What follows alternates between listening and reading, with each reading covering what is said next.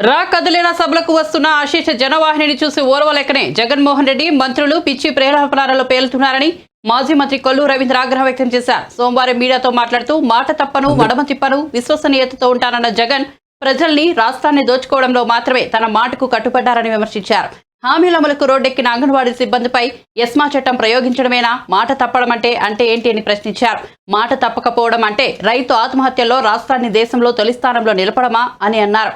మడమ తిప్పడం అంటే మద్య నిషేధం అని చెప్పి మహిళల తాలిబొట్లు తెంచడమా అని నిలదీశారు. సొంత తల్లిని చెల్లిని రాష్ట్రం నుంచి తరివేయడమేనా జగన్మోహన్ రెడ్డి చెప్పిన విశ్వసనీయత అంటూ ఆగ్రహం వ్యక్తం చేశారు. చంద్రబాబు నాయుడు గారు చేపట్టినటువంటి రా కదలిరా కార్యక్రమం రాష్ట్ర వ్యాప్తంగా ప్రతి ఒక్క హృదయాన్ని కూడా కదిలించే విధంగా ఈరోజు ఆయన యాత్రలు జరుగుతూ ఉన్నాయి. గత 3 రోజులుగా కనిగిరిలో మొదటి సభ, మరి నిన్న తిరువూరు, నిన్న సాయంత్రం ఆచంట 3 సభల్లో కూడా పెద్ద ఎత్తున ప్రజలు కదిలి వచ్చి ఈ అరాచక ప్రభుత్వం చేసినటువంటి దుర్మార్గాల్ని ఇవాళ చంద్రబాబు నాయుడు గారు స్పష్టంగా వారికి వివరించడం, ప్రజలు కూడా దాని మీద పెద్ద ఎత్తున స్పందించడం, మరి సమావేశాలకి కులమతాలకు అతీతంగా మరి చిన్న చిన్న పిల్లలను కూడా తీసుకుని వచ్చి ఆ సభల్లో పాల్గొంటా ఉన్నారంటే బిడ్డల భవిష్యత్తు కోసం రాష్ట్ర ప్రజలు పడుతున్నటువంటి తపన మరి నిన్న సభల్లో కనపడతా ఉంది. ఈరోజు వైఎస్ఆర్ పార్టీ వాళ్ళకి ఇవాళ వాళ్ళ పరిస్థితులు ఏంటో పూర్తిగా అర్థమైంది. పిచ్చి పిచ్చి ప్రేలాపనలు పేలుతా ఉన్నారు.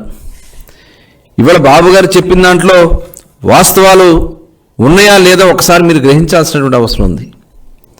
ప్రధానంగా ఇవాళ రాష్ట్రాన్ని కోట్ల మంది ప్రజలు ఇవాళ నష్టపోయారు. ఒక్క ఛాన్స్ అని చెప్పి అధికారంలోకి వచ్చి తండ్రిని మరిపిస్తానని చెప్పినటువంటి జగన్మోహన్ రెడ్డి ఏకంగా ప్రజలు మర్చిపోయే విధంగా ఇవాళ పరిపాలన సాగింది. నిజంగా రైతుకి, ఈ రాష్ట్రంలో రైతాంగాన్ని తీరని ద్రోహం చేసినటువంటి వ్యక్తి జగన్మోహన్ రెడ్డి. ఇవాళ హార్టికల్చర్ రైతులు రోడ్డున పడిపోయారు. పంట పండితే కొనే నాదుడు లేడు. ఈరోజు ధాన్యం రైతులు పెద్ద ఎత్తున దగాపడ్డారు, కొనే నాదుడు లేడు. ఇవాళ వర్షాలు వచ్చినా తుఫాన్లు వచ్చినా నష్టపోయినటువంటి రైతాంగానికి నష్టపరిహారం లేదు. నష్టపరిహారం కాదు కదా, కనీసం వచ్చి పరామర్శ చేసే దిక్కే లేనటువంటి పరిస్థితులు ఇవాళ రైతులు ఈ రాష్ట్రంలో ఉన్నారు. ఈ ముఖ్యమంత్రి గారి పనితీరు వల్ల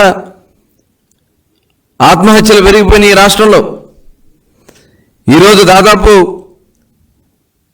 కౌలు రైతుల ఆత్మహత్యలో రికార్డు స్థాయిలో భారతదేశంలో 2వ స్థానంలో ఉన్నాం. ఈరోజు రైతుల ఆత్మహత్యలో 3వ స్థానంలో ఉన్నాం. రైతుల అప్పుల్లో 1వ స్థానంలో ఈ జగన్మోహన్ రెడ్డి రికార్డు స్థాయిలో రైతాంగాన్ని నిలబెట్టారు.